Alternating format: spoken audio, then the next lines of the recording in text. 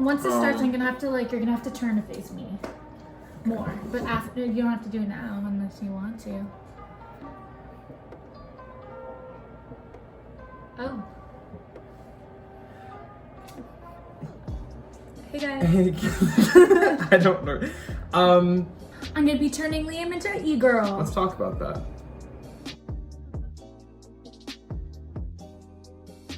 Remove your glasses, sire. Wow. I am now sexy if we follow every coming of age movie with a female protagonist. Correct. God. Did you see? The ugly was in my glasses. now I'm sexy. Seeing as my concealer and foundation is not correct for Liam to wear, we will not be doing that.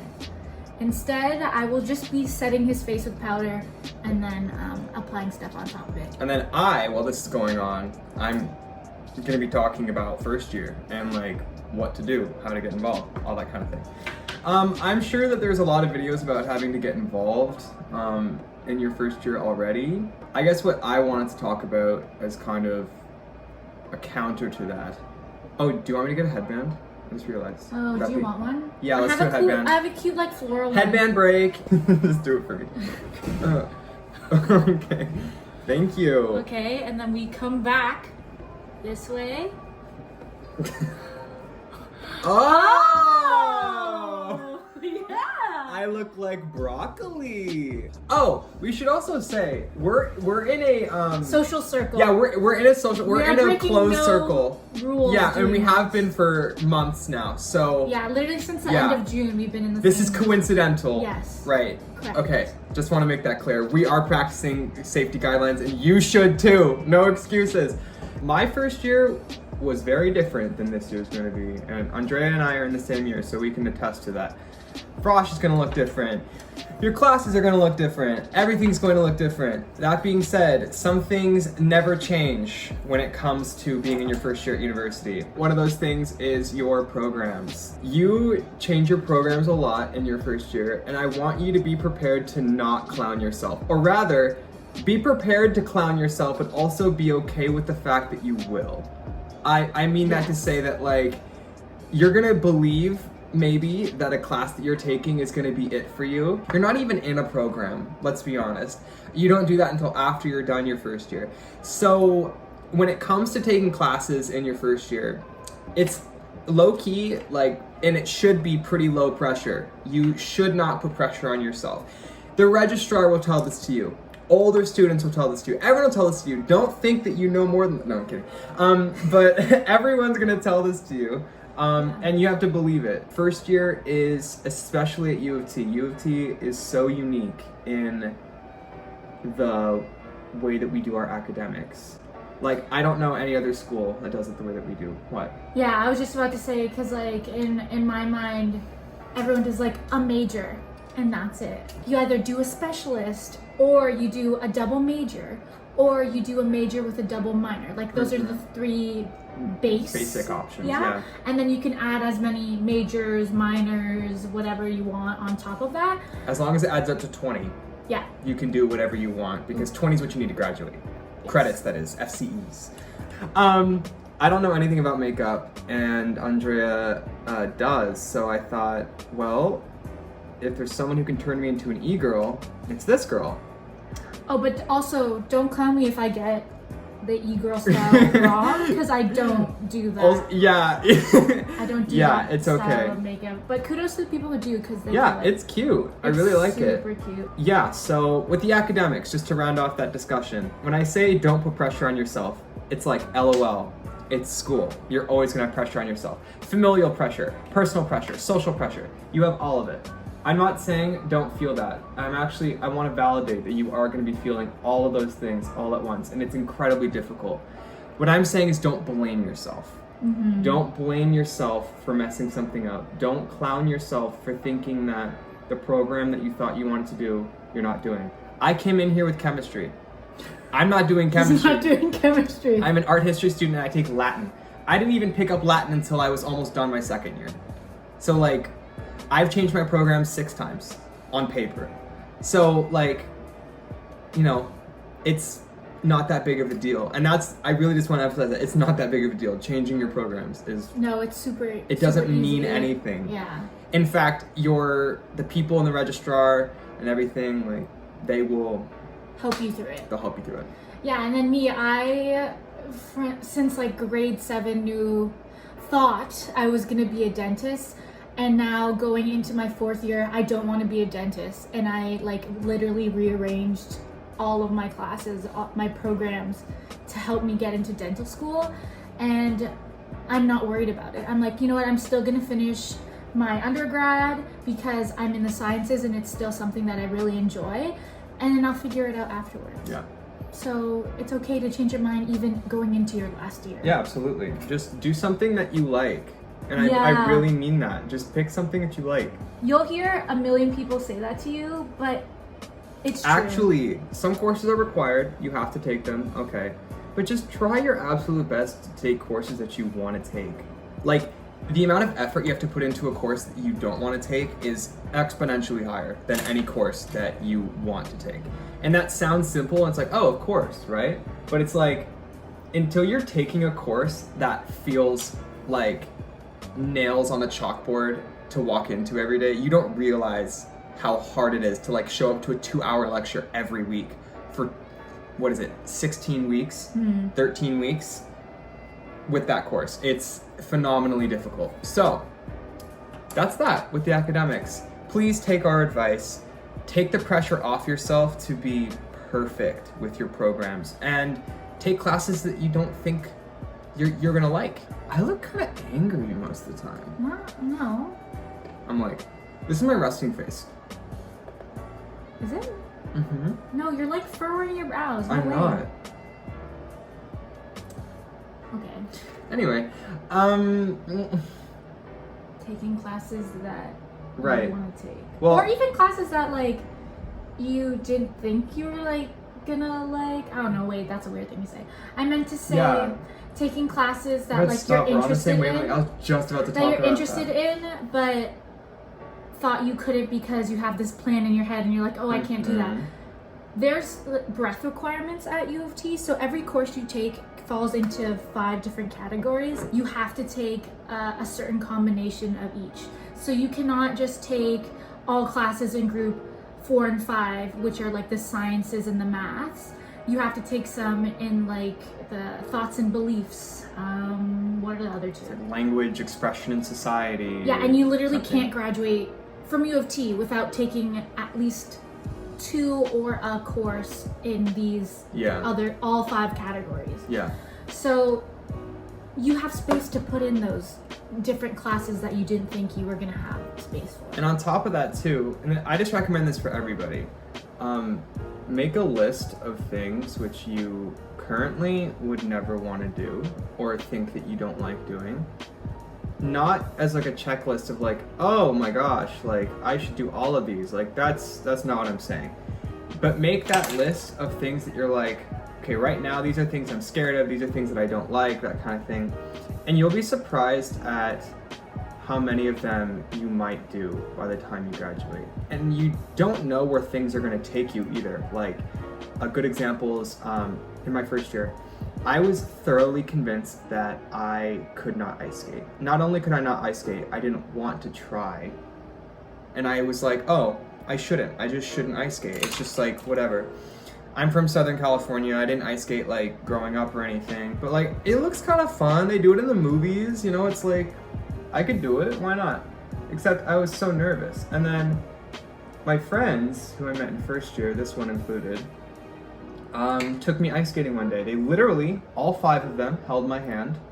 Also, we went to Nathan Phillips Square, which has no... The ice is awful. Yeah. The skates didn't fit me. No boards. It was in public. It was January. It was like a pretty difficult day to learn how to skate. So they held my hand for, I don't even know, like a couple hours that we were there. 2.5, 3 hours. Yeah. But it was so fun because I actually I got confidence to do that. And we're not saying he was perfect after that time, but he got really interested in skating. And then because of that, a million things happened. I taught myself how to ice skate. Also got into hockey. October 22nd, I went to my first hockey game. I still had like no clue how hockey worked. But then because I started ice skating, I kind of got into the idea of it. And I was never like into hockey growing up because I grew up in Southern California and no one really knows what hockey is there. And then because of that, I got closer with a lot of my friends. I found like a new interest. I developed a new hobby, which is ice skating, which still is one of my favorite hobbies to this day. I met a lot of really cool people, did a lot of really, really cool things that I never thought I would do or be really interested in. And that's all because I didn't think I could ice skate, and then my friends helped me. So all of that was just to say that when it comes to things you think you can't do, university is a great place to prove yourself wrong about them. So anyway. Wow.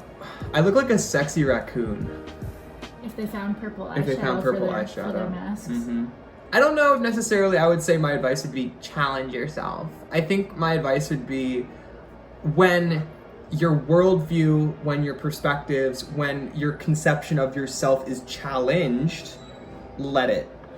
Like, don't push back against things that scare you. I should say, and this is the advice that I give people a lot, and that makes it sound like I just give unsolicited advice. I'm a tour guide for the university, so I talk to a lot of prospective universities. I don't just like give advice to people. People ask me this all the time, and it's advice that I give all the time. People ask how long it's going to take to acclimate to being in university. How long is it going to take them before they have friends, before going to their lectures is easy peasy, before they feel like they understand everything going on. With this current situation that we're in, with COVID, with everything, that adds layers, makes it more difficult, but I actually don't think the process is going to change that much because a lot of it's pretty universal. The answer to the question and the advice that I always give is that it is different for every person. For some people it takes a couple of weeks. Some people it takes months, it might take you a couple terms. I know people who don't really feel like they're honestly super comfortable in university until their second year, or even later. But the takeaway from there is that you do. There'll be milestones along the way. You know, you will, there will be more difficult points, there will be easier points for sure. And academics are always difficult. School's always hard for every person. I look so like... Yes, oh my god, he has heat stroke. Okay, like, I don't know how to say this without sounding like I'm... You think you know what you like now. But university has so many challenges and new experiences that, like, you really, like I said before, just have to be open to the fact that you don't know yourself the best, but also maybe you don't know what you like completely yet. You're still figuring out like what it is to... You're figuring yourself out. That's super normal. First of all, you don't necessarily have to like do anything in your first year when it comes to like extracurriculars, like stuff. You know what I mean? Like, just do what you're comfortable in, set up a base for yourself, and then work from there. If you don't do any extracurriculars in your first year, who cares? Literally no one. No one's like checking off boxes for you. You're certainly not, so like don't do it. I didn't do anything really until the end of my second year going into my third. I'm the president. Meh, I did not expect this, especially considering I tried to get elected in my first year and did not. A related piece of advice is just let it happen. If you like something, try it out, like for real, because you never know. And there's so many opportunities. You just never know what you're gonna like until you like it. Just don't predestine yourself. Don't tell yourself how university is gonna go for you. University is such a dynamic system. So many things happen outside of your control. And honestly, university is much easier when you don't create the expectation for yourself. There's already so many expectations that so many people come with when they come to university. It's not really worth adding extra ones, you know. And I don't mean goals. You can have goals. You should have goals. Have a goal for yourself. Set goals for yourself. Striving towards something is super important. but don't create false expectations about what university is going to mean to you or what you think that you're going to be or how you're going to change. Because you're going to change and things are going to be different and you're going to meet different people. Just let it happen as best as you can. So that's all the advice that I have. So I'm sure you're absolutely dying to see what my look's going to be. So wait, should I try to do like a jumping transition? No. Should I go? And then when I do it, it's gonna cut to me with the new look. Or should I cut with a snap?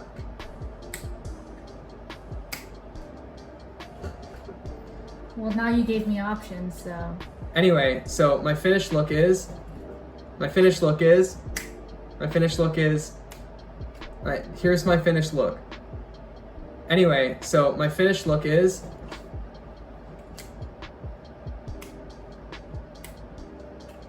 I kept the same unimpressed look, but he's done! I'm done! Show the people. You have to get up and, no, get close. They want to see. Oh.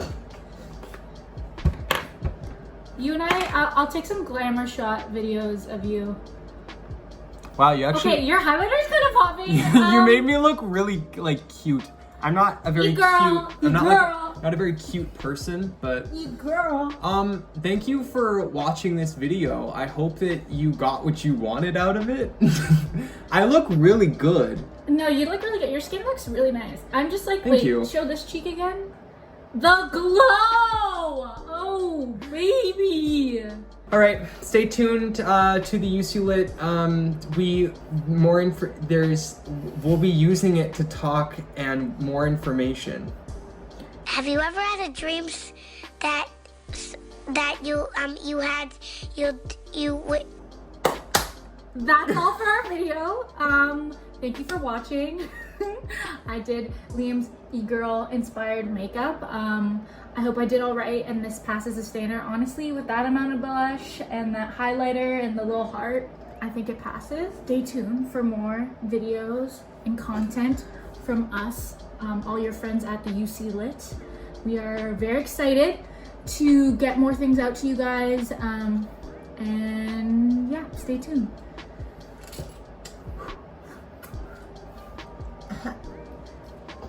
Quirky, Quirky, ha.